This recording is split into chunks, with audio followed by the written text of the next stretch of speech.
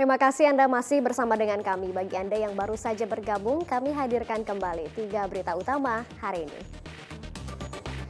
Di sisa masa tenang, Bawaslu Kabupaten Kota di Jawa Tengah sibuk menurunkan seluruh alat peraga kampanye. Berpura-pura bertanya, seorang ibu mencuri gas LPG 3 kg di sebuah toko kelontong di Sragen. Seorang sopir tiba-tiba meninggal dunia saat sedang menyetir truk di jalur selatan Cilacap.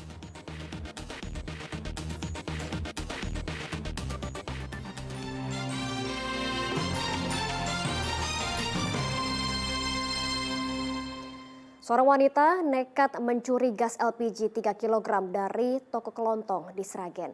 Meski pencurian, pemilik toko tidak melaporkan peristiwa itu ke polisi tetapi memilih untuk memviralkan rekaman pencurian tersebut. 7 Februari 2024, gas LPG 3 kg yang dijual sebuah toko kelontong di Sragen Lor, Kelurahan Ngelorok, Sragen, dicuri oleh seorang ibu. Pelaku yang membawa anak mendatangi toko. Saat karyawan toko lengah, pelaku langsung mengambil sebuah tabung gas melon lalu pergi. Pemilik toko mengatakan pelaku sempat akan menjual tabung gas ukuran 3 kg miliknya.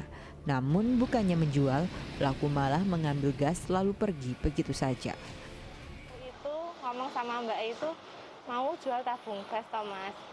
Terus tanya Mbak jual tabung gas satunya berapa gitu. Terus kan pas itu saya selaku pemilik kan nggak ada, pas keluar terus Mbak bilang nanti kalau mau jual tabung gas sama Mbak langsung aja gitu.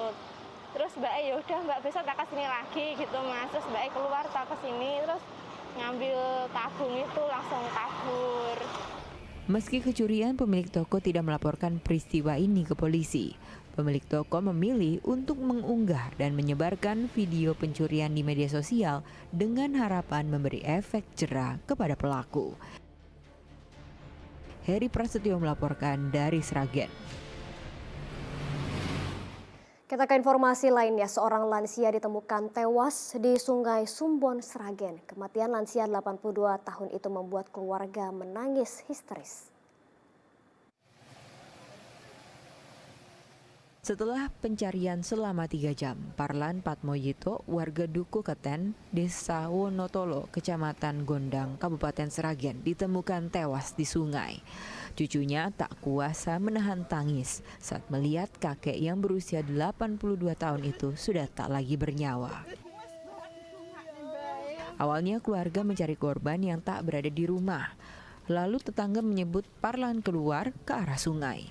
Saat disisir ditemukan celana dan pecinya tetapi Parlan tidak ditemukan. Akhirnya keluarga meminta bantuan petugas. Keluar rumah kan nggak tahu, adik terus nyari ke tempat saya nggak ada, langsung tetangga dekat itu nyari semua di kebun-kebun di kali sebelah sana. Udah tahunya itu ada kabar, ada yang lihat bapak itu pakai celana pendek, nggak pakai baju, pakai kopiah lewat situ. Udah terus orang di sana tuh kayak kesini semua nyari di kali, lah tahu-tahu ada kopiah sama celananya kan ada di situ. Ya langsung nyarinya di dalam air itu di sungai. Tapi belum ketemu, terus saya minta Pak Ahmad tadi untuk manggil tim SAR. Simbahnya ini apa memang lupa gitu? Iya kadang, iya mungkin kadang bapak tuh mau pikun, kadang pikun. Kalau ke tempat saya mau ke tempat tadi itu kadang ke sana bukan ke sini. Korban ditemukan 650 meter dari lokasi penemuan peci dan celana korban. Diduga korban tenggelam saat mandi di sungai.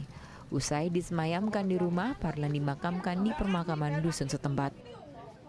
Heri Prasetyo melaporkan dari Sragen. Seorang pria tewas saat membenahi atap ruko yang bocor di Kabupaten Cilacap. Tewasnya korban karena tersetrum listrik bertegangan tinggi hingga terpental dan terluka di bagian kepala. Kumpulan warga di sekitar Jalan Sulawesi, Kelurahan Gunung Simping, Kabupaten Cilacap ini melihat proses evakuasi korban kesetrum listrik. Korban adalah Yoyo Prasetyo, pria 47 tahun. Korban kesetrum saat memperbaiki atap bocor di lantai 2 salah satu ruko. Saat itu korban menyentuh kabel listrik yang berada di dekat atap bocor yang tengah diperbaiki korban. Tingginya tegangan listrik mementalkan korban. Tubuhnya lalu terjatuh dari ketinggian 5 meter ke kanopi ruko. Korban tewas karena luka serius di kepala. Hanya 2 orang yang kerja sama 1 yang nungguin anaknya yang punya. Kemungkinan besar kesetrum, jatuh ke ini kan ada dak-dakan itu Pak. Oh iya. Kepalanya dulu kalau nggak salah gitu. Selama proses evakuasi, petugas meminta pihak PLN untuk memadamkan listrik di area sekitar kejadian. Usai dievakuasi, jenazah dibawa ke Rumah Sakit Umum Daerah Cilacap. Mardianto melaporkan dari Cilacap.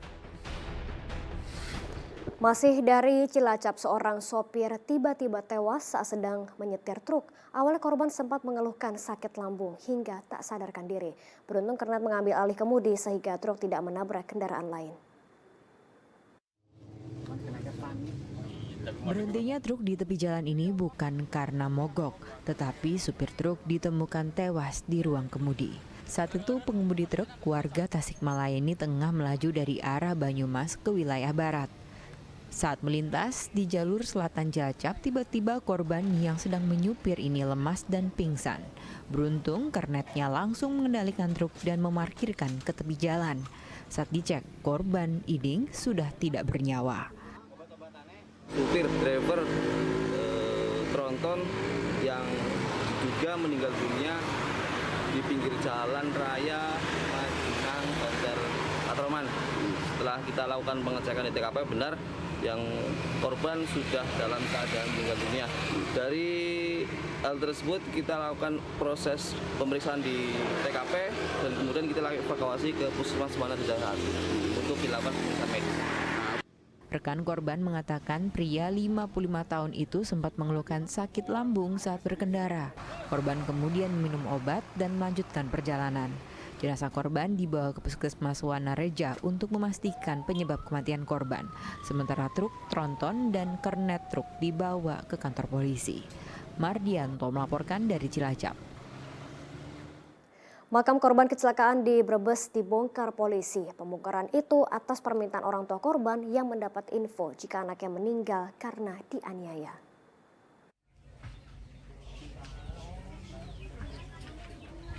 Makam Fitriah Septiaji Ababil, pemuda berusia 19 tahun, warga Kelurahan Pasar, Kecamatan Brebes, Kabupaten Brebes, dibongkar petugas. Hal ini dilakukan usai keluarga mendapatkan laporan dari rekan korban bahwa korban meninggal bukan karena kecelakaan, tetapi akibat penganiayaan. Atas laporan itu dan adanya kejanggalan dalam kematian korban, keluarga kemudian melapor ke polisi. Selain membongkar makam korban, polisi juga memeriksa seorang terduga pelaku berinisial YCR, warga desa Pengempon, yang diduga menganiaya korban hingga meninggal dunia. Informasinya pihak kepolisian juga sudah mengamankannya, dan Terduga pelaku penganiayaan sudah kami amankan dan sekarang masih dilakukan pemeriksaan intensif. Untuk perkembangan nanti kami sampaikan lebih lanjut setelah semuanya terang. Berapa orang? Satu orang. Itu awalnya ada dugaan, itu laporan dari siapa? Dugaan Dari keluarga. Oh, dari Dari keluarga karena melihat kejanggalan. Polisi belum buka suara terkait penyebab pasti kematian korban karena menunggu hasil autopsi dari tim forensik. Peristiwa ini berawal saat 2 rekan korban melapor jika korban Ababil mengalami kecelakaan dan berada di Rumah Sakit Dedi Jaya pada tanggal 5 Februari lalu. Saat orang tua Ababil tiba di rumah sakit, korban sudah meninggal dunia. Namun orang tua korban curiga lalu bertanya lagi kepada 2 rekan anaknya. Dari pengakuan keduanya, korban sempat dianiaya terduga pelaku YCR di halaman SDN Pasar Batang 05 pada Senin dini hari. Sugihartono melaporkan dari Brebes.